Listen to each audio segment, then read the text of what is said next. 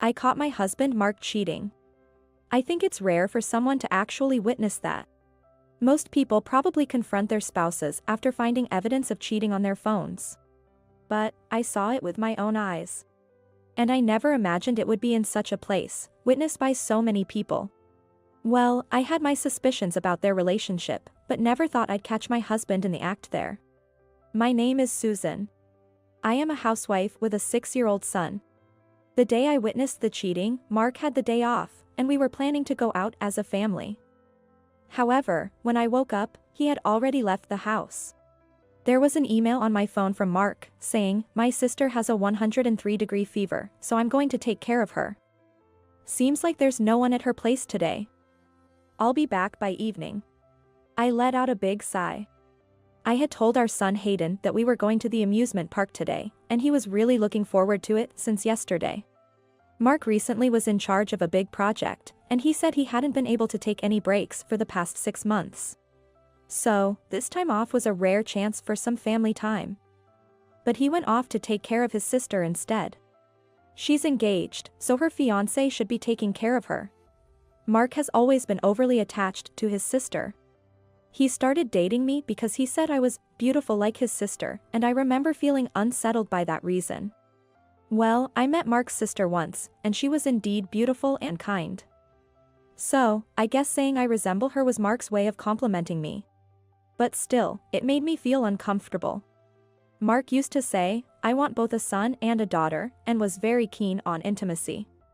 But since Hayden was born, the frequency drastically decreased. Now, it's practically non-existent. We're still young, and since Mark liked intimacy, I suspected he might be seeking it with another woman. Well, I might be able to forgive him for betraying me. It's infuriating, though. But what really bothers me is how he disappears early in the morning even on his days off, like today. He could at least spend some time with Hayden on these days off. Hayden adores his dad and cries when he realizes Mark isn't around. Mark seems too indifferent towards our child. He doesn't even buy birthday gifts, and he never attends school events, no matter how free he is. Sometimes when he comes home early, he just locks himself in his room and binges on video games. He hardly ever sees our son. Our son Hayden, who used to be a daddy's boy, might soon start seeing him as some stranger. Oh, and about Mark being busy with a big project, that was a lie. I was suspicious because he was hardly ever home, so I asked a former classmate who works at the same company, "Is Mark really that busy?" My classmate said, "No way, Mark's just a sidelined employee with nothing to do, always looking free. He leaves work on time every day, too." He told me this, laughing. I thought to myself, I knew it. After all, for someone supposedly in charge of a big project, his salary was still around $2,000, and he never looked tired from overtime. In fact, he seemed rather well rested. This also fueled my suspicions about his cheating. Despite all my frustrations, I finished preparing breakfast. I checked the time and wondered. It was odd. Usually, even without being woken up, Hayden would be up by 7 a.m., but it was well past that time. We would miss the daycare bus if I didn't hurry, so I went to wake him up. In his room, Hayden was still asleep. When I tried to wake him up saying, "It's morning. Time to get up," instead of a response, I heard a pained moan. Worried, I reached out to my son's distressed face and placed my hand on his forehead. It was burning hot. I called his name and gently shook his shoulder. He opened his eyes slightly and said, "Mom, it hurts." I almost panicked. At that time, there was an outbreak of an illness in the daycare, and I feared Hayden might have caught it. I had heard that it could be fatal, and I seriously thought my son might not make it. In desperation, I called Mark, but he didn't answer the phone at all. I didn't have the luxury to wait for a reply, so I called my mom for first aid advice. She's a nurse, so I thought it best to ask a professional. Then, under her mother's precise instructions, I quickly prepared an ice pillow and took Hayden's temperature. It was over 103 degrees. I called an ambulance and kept him hydrated while waiting for it to arrive. Mom said it might be heat stroke. Since I couldn't accompany him in the ambulance due to infection concerns, I called a taxi to follow to the hospital. During the ride, I kept calling Mark, though I knew it was futile. As expected, no response. So, I texted him. I hoped he'd show some responsibility if he noticed it while out. I waited in the hospital corridor, praying, while Hayden received emergency treatment. I remembered how my father had been taken to the ER but never came back. As I imagined the worst for Hayden, my mom, who had arrived to support us, reassured me. "Everything will be okay," she kept saying. And then, an hour later, Hayden was somehow saved. But he needed to be hospitalized for a week, so he was taken to his room. In the end, Mark didn't come home that day. The next day, I went home to get Hayden's clothes and brought some fruit for him at the hospital. When I passed by the emergency room to say thank you to the doctor who took care of him yesterday, I suddenly felt a flurry of activity in the area. Thinking someone must have been brought in, I decided not to disturb and postponed greeting the doctor. As I was about to go to Hayden's room, I saw a man and a woman on a stretcher. They were covered only with a thin towel blanket, appearing to be naked. It seemed like they were stuck together. Probably a case where the man couldn't withdraw during the act. I've never experienced it, but it must be tough. Embarrassing, too, to be brought in like that. As I was passing by, I inadvertently made eye contact with the man. Normally, it would be an awkward situation, but not for me. I froze. Because that man was Mark. "What are you doing here?" I exclaimed in surprise. "It's just that my sister caught a cold and it spread to me, so..." Mark stammered. At that moment, I was also confused. Hayden had just been brought in the day before, and now Mark too? What were the odds? Why was Mark brought in naked? And who was the woman with him? All these thoughts were swirling in my head. Then, my eyes met those of the woman entangled with Mark. Even in my confusion, it was clear. This woman was Mark's mistress. I glared at her fiercely, then recognized her familiar face. "Why is Susan here?" she exclaimed. That's when it hit me. Yes, that woman was Mark's sister, Miranda. The moment felt like an eternity. I had suspected Mark of lying about taking care of his sister to meet another woman. But I never expected this. To come to visit Hayden while still joined with a woman. And that woman being his own sister. This was beyond a joke. Since they were being carried away on a stretcher, I had to suppress my urge to confront them and could only wait for their treatment. Anyway, they couldn't escape, so I decided to confront them later. With this in mind, feeling sick to my stomach, I went to visit Hayden, my original purpose.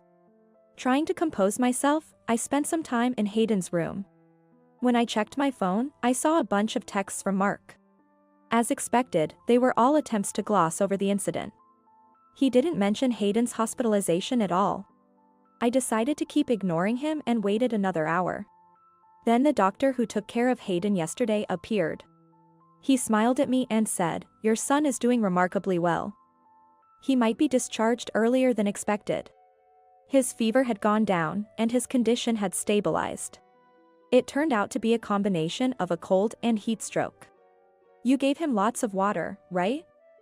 "That was exactly the right thing to do." "You're a smart mom, he's lucky to have you," he even complimented me. It was more thanks to my mother, really. I should treat her some fancy meal as a present. After thanking the kind doctor, I knew I was about to face a huge ordeal. I was relieved about Hayden, but my anger was boiling inside. "Mommy, you look scary." I had frightened Hayden. I quickly put on a smile and told him, "I'll be back soon," before stepping outside to call Mark, who had left over 100 missed calls. Mark answered and immediately started with, "It's not what you think." There was a reason for. He got it all wrong. Shouldn't he be worried about Hayden first?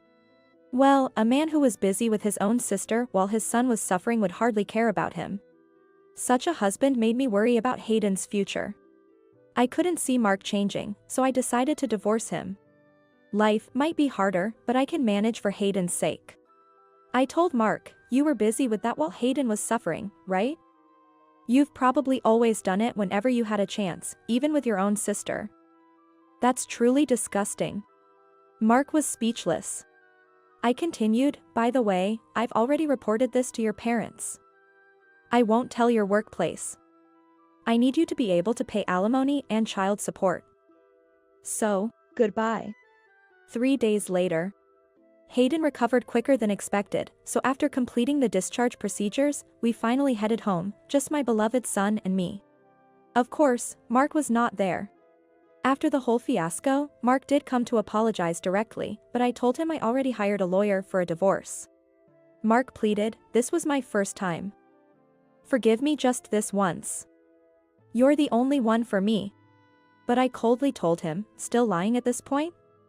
"I know everything already. Your sister confessed it all." Yes, I had anticipated that Mark wouldn't easily agree to the divorce.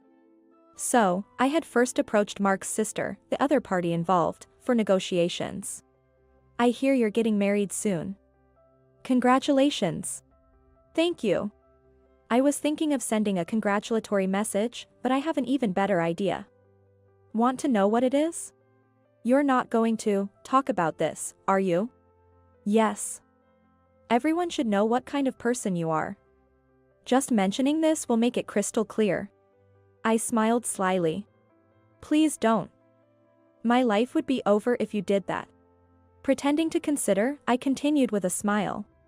Well, I guess I can keep quiet about this. In return, why don't you tell me in detail how many times you and Mark did it? That way, I'll stay silent. Of course, your brother might feel betrayed, but what will you do? She immediately confessed, "I'll tell you everything, just please don't tell him." When I told this to Mark, he fainted from the shock of being betrayed by his sister. After waking up, Mark agreed to divorce and left the house dejectedly. I then proceeded through a lawyer to demand a divorce, custody of our son, and both alimony and child support from Mark.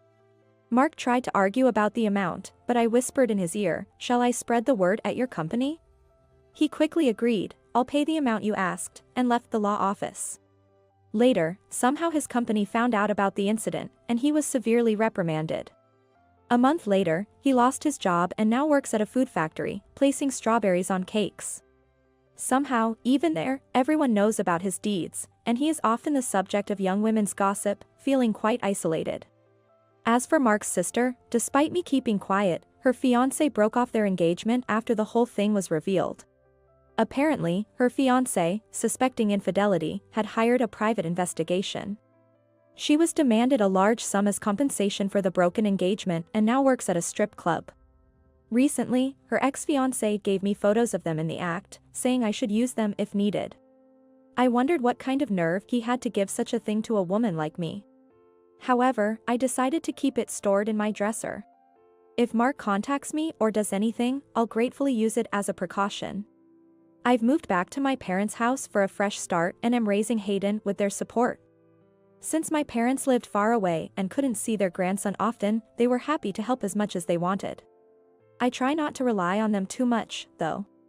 Hayden, who once had a high fever, has been healthy for 3 years now, and is continuously awarded for his great performance at school. He seems to have completely forgotten about his biological father and enjoys every day. This is the most pleasing thing for me. Oh, that reminds me, our family has grown. It's the white cat, Snowball, sleeping comfortably on my lap. Before moving, I said goodbye to Snowball, who often visited our garden.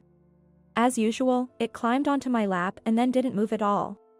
I was sad to part with Snowball, so I ended up bringing it to my parents' house. Snowball is now close with my parents and is as important to me as Hayden is to them. I look forward to watching Hayden grow up with my parents and Snowball by my side. Sitting on the porch, stroking Snowball, that's what I think about.